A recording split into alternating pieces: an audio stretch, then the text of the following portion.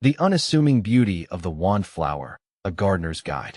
Wandflowers have quietly graced my garden for years, their delicate blooms adding a touch of whimsy to the summer borders. But beneath their unassuming beauty lies a surprising amount of variety and resilience. These low-maintenance perennials are a welcome addition to any garden, offering a long season of color with minimal fuss. What is a wandflower? There are actually two main contenders for the title wandflower. The first is the Sparaxis tricolor, a member of the iris family that hails from South Africa. This vibrantly colored corm, a bulb-like underground stem, produces showy, three-petaled flowers in shades of red, yellow, and orange. They typically bloom in spring and require well-drained soil and a sunny spot. The more common wandflower in North American gardens, however, is the Gaura lindheimeri.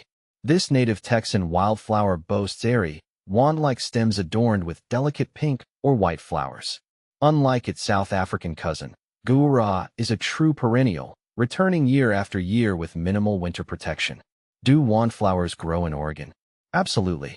Gaura lindheimeri thrives in a wide range of climates, including the Pacific Northwest.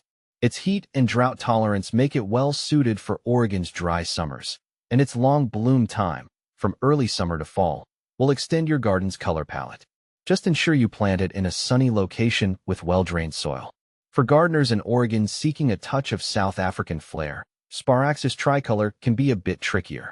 While they can technically be grown in containers, their preference for warm winters might make them a challenge outdoors. However, with careful winter protection, such as digging up the corms and storing them in a cool, dry place, you might be able to coax them into bloom. How to care for wandflowers. Both Gaura and Sparaxis are relatively low-maintenance plants. Here's a quick guide to keeping them happy. Light. Both varieties prefer full sun, although Gaura can tolerate some light shade. Soil. Well-drained soil is key. Amend your planting area with sand or gravel if necessary to ensure good drainage. Watering. Water regularly during the first growing season, but established plants are quite drought-tolerant. Feeding. A light feeding in early spring with a balanced fertilizer is beneficial, but not essential. Deadheading. Regularly removing spent blooms encourages continuous flowering throughout the season. How to propagate wandflowers. Wandflowers offer gardeners two methods of propagation: division and seeds. Division. Gaura can be easily divided in spring or fall. Simply dig up the clump, carefully separate the roots, and replant the divisions in their new locations. Seeds. Both Gaura and Sparaxis can be grown from seed, although Sparaxis germination can be a bit slower and more challenging. Sow seeds indoors a few weeks before the last frost date, and transplant seedlings outdoors once the danger of frost has passed. What to plant with wandflowers? The airy form and delicate blooms of wandflowers make them excellent companions for a variety of plants. Here are a few suggestions. Grasses. Ornamental grasses add texture and movement to the border, complementing the airy nature of wandflowers. Try blue fescue, made in grass or switchgrass. Coneflowers. These bold perennials provide a vibrant contrast to the delicate blooms of wandflowers. Echinacea purpurea, purple coneflower, and Echinacea tennescensis, Tennessee coneflower, are excellent choices. Salvias. Salvias come in a range of colors and bloom times, offering another layer of interest to the border.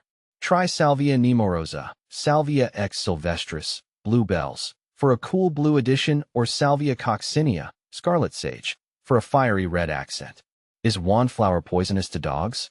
Thankfully, both Gaura and Sparaxis are considered non-toxic to dogs and cats by the American Society for the Prevention of Cruelty to Animals, ASPCA. https://www.spc.org/pet-care/animal-poison-control. However, it's always best to supervise pets around new plants and consult a veterinarian if you have any concerns. Wandflowers may not be the most flamboyant addition to the garden, but their quiet elegance and ease of care make them a true gardener's delight. With their long bloom time and low maintenance needs, they're sure to become a favorite in your own backyard haven.